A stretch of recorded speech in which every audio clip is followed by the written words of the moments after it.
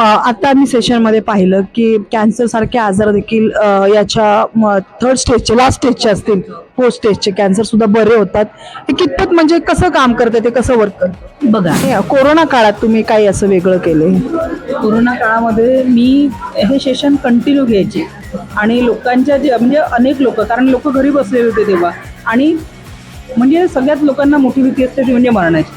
आणि आपल्यासमोर आपल्या कुटुंबातलं कोणीतरी जात आहे किंवा मग समाजामध्ये रोज नकारात्मक बातम्या येत होते, तर लोकांची मानसिकता खूप निगेटिव्ह झाली होती.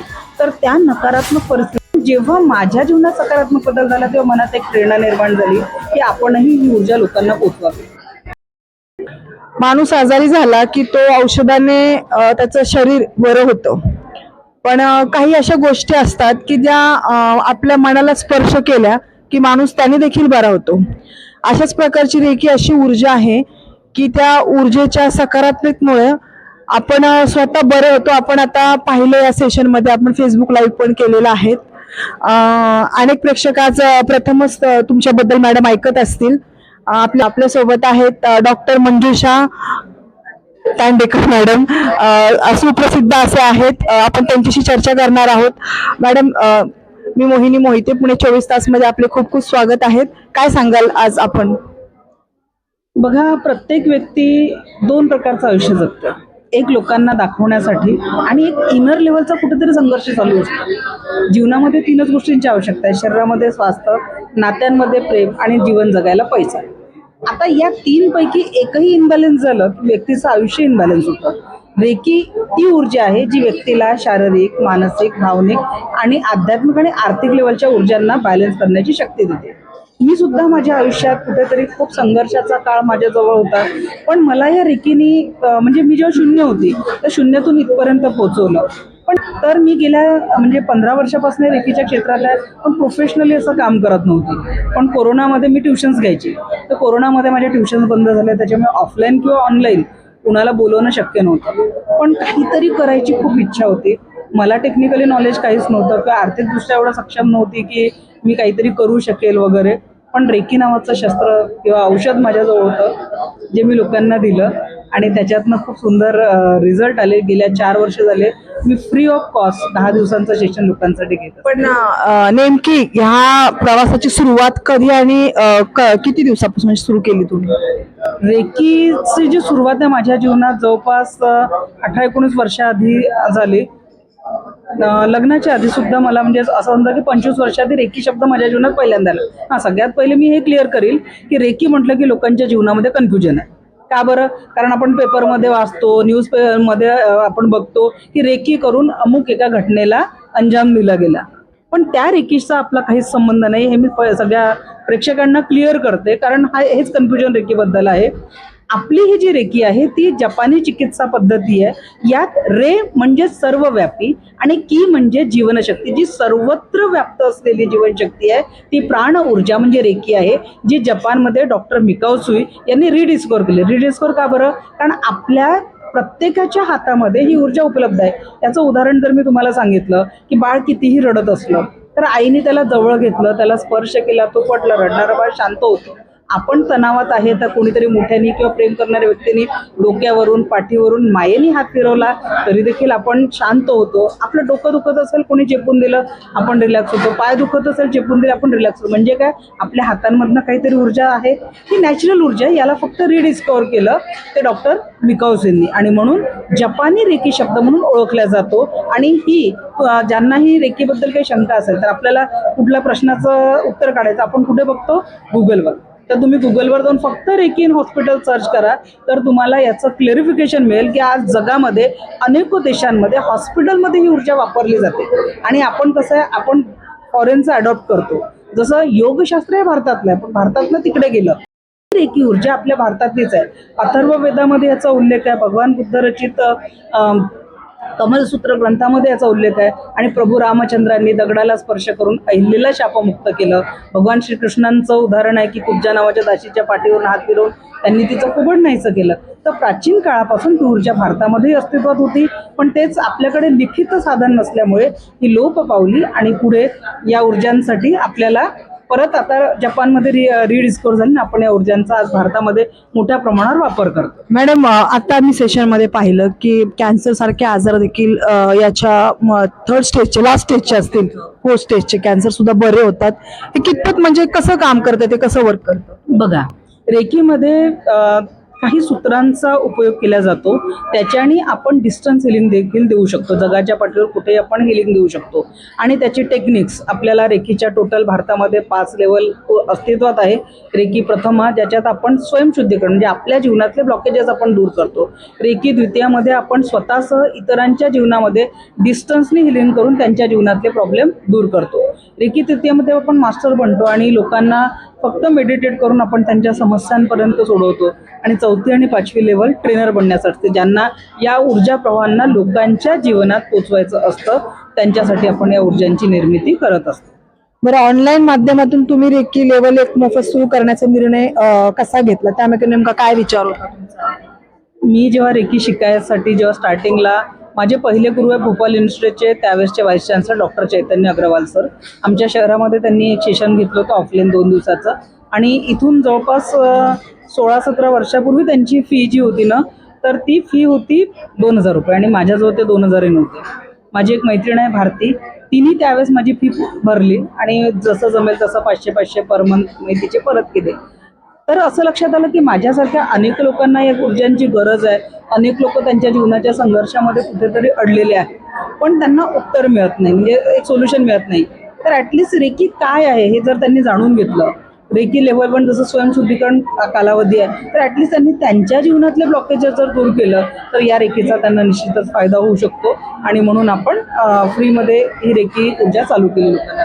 बरं, आजकाल लोकांकडे सगळं असूनही मनशांती आहे की नाही, काय म्हणाल याच्यावर?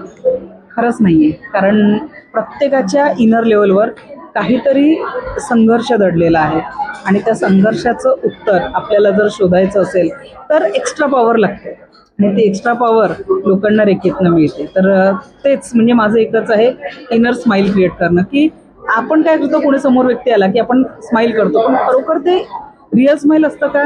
That is the plastic smile. कोणीतरी समोर आला म्हणून. पण माझं एकच ध्येय आहे, प्रत्येकाने स्माइल करावं, पण ते त्याचं इनर स्माइल असतं. आणि कोरोना काळात तुम्ही काही असं वेगळं केलंय? कोरोना काळामध्ये मी हे सेशन कंटिन्यू घ्यायचे आणि लोकांच्या म्हणजे अनेक लोक, कारण लोक घरी बसलेले होते तेव्हा, आणि म्हणजे सगळ्यात लोकांना मोठी भीती असते ती म्हणजे मरणाची. आणि आपल्यासमोर आपल्या कुटुंबातलं कोणीतरी जात आहे किंवा मग समाजामध्ये रोज नकारात्मक बातम्या येत होते, तर लोकांची मानसिकता खूप निगेटिव्ह झाली होती. तर त्या नकारात्मक परिस्थितीतनं लोकांना पॉझिटिव्ह करण्यासाठी मी प्रयत्न केले आणि या ऊर्जांशी तेव्हा मी जवळपास 1,500 ते 2,000 लोकांना जोडलं त्या म्हणजे कोरोनामध्ये हे असा ठाम आहे की लोक भीतीनेच गेलेले आहेत? हा, कारण बघा, आजार हे तर सायंटिफिक रिझन्स आणि बाकीच्या गोष्टी तर आपल्याला माहिती नाही, पण सगळ्यात व्यक्तीचं असतं एव्हरीथिंग इज माइंड. आणि ते मनाने खसलेले होते, पण रेकीतनं त्यांना तो पॉझिटिव्हिटीची ऊर्जा नक्कीच मिळाली. आजपर्यंत किती लोकांनी या तुमच्या मार्गदर्शनाचा लाभ घेतलाय आणि तुम्हाला त्यात कोणते बदल कसे पाहायला मिळाले? फ्री सेशन जर बघितलं तर त्याच्यात 1,00,000+ लोकांनी माझ्या या सेशनचा आतापर्यंत लाभ घेतलेला आहे. 1,00,000+ लोक झाले आहेत. आणि पेड तर माझे 20,000+ स्टुडंट आहेत. माझं प्ले स्टोअरवर ॲप आहे, यूट्यूबला चॅनल देखील आहे की वर्टेक्स हॅपी लाईफ म्हणून. तर त्याच्या माध्यमातून माझे जे निःशुल्क सेशन असतात, म्हणजे जे लोक लाईव्ह अटेंड नाही करू शकतात, तर ते केव्हाही रेकॉर्डिंग बघून त्याच्यात त्यांचा फायदा घेऊ शकतात. 2023 मध्ये तुम्ही एक पुस्तक प्रकाशित केलं होतं, त्याच्या मागची काय भूमिका होती? माझ्या पुस्तकाचं नाव आहे संपूर्ण सुखी जीवन के 8 तरीके. तर व्यक्तीच्या जीवनामध्ये हा जो संघर्ष चालू आहे, त्या संघर्षातनं त्याला काही अशा एनर्जीशी जोडायचं की जेणेकरून त्याच्या लाईफमध्ये जी काही निगेटिव्हिटी आहे ती निगेटिव्हिटी तो संपवून आपल्या जीवनाला अधिक आनंदी करू शकेल, यासाठी आपण कार्य करतो. आणि 2026 मध्ये तुम्हाला हेल्थ कोच म्हणून सन्मान, त्या क्षणी तुम्हाला कसं वाटलं? तुम्हाला तो सन्मान मिळाला आणि आरोग्य शब्दाचा अर्थ तुमच्या दृष्टिकोनातून काय असेल? मनामध्ये आनंद, चेहऱ्यावर स्माईल आणि शरीरामध्ये आरोग्य. बस एवढंच आरोग्य. कारण शरीरामध्ये स्वास्थ्य असेल आणि जीवनामध्ये आनंद असेल तर उत्तम रिझल्ट आपल्याला मिळत असतो आणि जीवन खूप सुंदर होऊन जातं. यापुढे आमचे बालगुडे सर तुम्हाला काही प्रश्न विचारतील. आत्तापर्यंत जसं मी आता ऐकले, म्हणजे माझाही संभ्रम होता रेकीविषयी. रेकीच्या माध्यमातून लहान मुलापासून ते ज्येष्ठ नागरिकांपर्यंत, आणि तुम्ही सांगितले की आपला हा रेकी ही आपल्या प्राचीन भारतामध्ये आपल्याकडेच होती, ती फक्त जपानने डेव्हलप केली आणि ती पुढे आली. याविषयी थोडंसं विस्तृत असं पब्लिक काय. बघा, डॉक्टर मिकाउसी हे एक म्हणजे जर आपण रेकीच्या इतिहासात गेलो, रेकी हे नाव जपानमधनं आलं. मी सुरुवातीला सांगितलं की रे म्हणजे सर्वव्यापी आणि की म्हणजे जीवनशक्ती. तर या ऊर्जांसोबत जेव्हा डॉक्टर मिकाउसी एक प्राध्यापक होते, PhD झालेले व्यक्ती होते, त्यांच्या विद्यार्थ्यांनी प्रश्न विचारला की बाबा या जगामध्ये दुःख निवारणाचं कार्य म्हणजे काही असा उपाय आहे का. आपल्याला माहिती आहे भगवान बुद्धांनी 12 वर्ष तपश्चर्या केली, सगळ्या ऋषीमुनींनी अनेक वर्ष तपश्चर्या केली. म्हणजे आपली भारताच्या भूमीला संतांची ऋषींची भूमी म्हटलं जातं. पण डॉक्टर मिकाउसींनी याचाच अभ्यास करून म्हटलं जातं की त्यांनी अनेक धर्मग्रंथांचा अभ्यास केला, वेदांचा केला, बौद्ध धर्माच्या ग्रंथांचा, त्यांनी त्याच्यासाठी ख्रिश्चन धर्माचा देखील अभ्यास केला, पण उत्तर मिळालं नाही. मग त्यांना हे सार मिळालं की आपण मेडिटेशनच्या माध्यमातून या सगळ्या ऊर्जांपर्यंत पोहोचू शकतो. आणि अन्न पाणी त्यागून त्यांनी 21 दिवस जपानमध्ये एक माउंट कोरियामा नावाची पहाडी आहे, त्या पहाडीवर त्यांनी साधना केली अन्न पाणी त्यागून, आणि तिथे त्यांना ही जागृती झाली. या ऊर्जा म्हणजे असं समजा की रेकीमध्ये शक्तिपात हा महत्त्वाचा असतो, एनर्जी एक्सचेंज. तर निसर्गाने अखंड ब्रह्मांडाने त्यांचा शक्तिपात केला आणि तिथून या ऊर्जांचा स्रोत त्यांनी लोकांपर्यंत पोहोचवला. नक्कीच हा समाजाला अभिमानास्पद बाब आहे. पण ज्यावेळेस आपण बघितले की कोरोनाने आत्ताही काहीतरी भयानक आजार येतोय आणि त्यानंतर पुन्हा लॉकडाऊन येतोय, तर याविषयी लोकांना एक चांगला संदेश म्हणून रेकीच्या माध्यमातून काय देत आहे. रेकी मी लोकांना हे म्हणते जगण्यासाठी आहे. म्हणजे रेकी ही फक्त जीवन जगण्याची कला आहे, एक लाईफस्टाईल आहे लोकांची. कारण रेकीचे सुंदर 5 तत्व मिकाउसींनी सांगितलं. पहिलं तत्व म्हणजे की त्यांनी म्हटलं की प्रत्येकासाठी 24 तास आहे आणि त्या 24 तासांमध्ये आपल्याला फक्त हे बघायचं, कारण एक दिवस संपला की तो दिवस आपल्या आयुष्यातून निघून गेलेला आहे, येणारा दिवस आपल्याला माहिती नाही. आपल्यासमोर काय फक्त आज. तर ईश्वराने आजच्या दिवशी जर आपल्याला या पृथ्वीचा भाग बनवलेला आहे, कारण या जगातनं रोज 10.5 लाख प्लस लोक 10 लाख प्लस लोक या पृथ्वीवरनं टाटा बाय बाय करतात, हा एक आकडा आहे. तर या 10.5 लाख लोक जे या पृथ्वीवरनं कायमस्वरूपी टाटा बाय बाय करतात, तर आजचा दिवस आपल्याला मिळाला म्हणजे आपण भाग्यशाली आहे की नाही. दुसरं, आपल्यासोबत आपल्या कुटुंबातील लोक यात जागे झाले, तर हे 2 रिझन आजच्या दिवसाला हॅप्पी जगण्यासाठी सफिशियंट आहे की नाही. तर रेकी आपल्याला आजमध्ये जगायला शिकवते आणि त्याच्यात 5 तत्व आहे. आजच्या दिवस मी क्रोध करणार नाही, आजच्या दिवस मी चिंता करणार नाही, आजच्या दिवस माझ्यावर ज्या जबाबदाऱ्या आहेत त्या मी पूर्णपणे पार पडेल, त्याच्यानंतर सर्व प्राणीमात्रांवर मी दया करेल आणि प्रत्येकासोबत मी थँकफुल राहील. ज्यांनी कळत नकळत ज्यांनी मला मदत केलेली आहे अशा प्रत्येक व्यक्तीसाठी मी थँकफुल असेल. हे रेकी आपल्याला शिकवते. शेवटचा प्रश्न, हा रेकी हा शिकवण्यासाठी शाळा महाविद्यालय आणि परिसरामध्ये हा विषय गरजेचा होऊ शकतो का. सर, हा विषय आजचं जे आपण यूथ जे बिघडलेलं बघतोय, यूथमध्ये जो आपल्याला प्रॉब्लेम दिसतोय की म्हणजे माझ्याकडे मध्यंतरी एक केस होती की मुलगा आईवडिलांना मारून घराच्या बाहेर ठेवतो. मी काउन्सिलर सुद्धा आहे.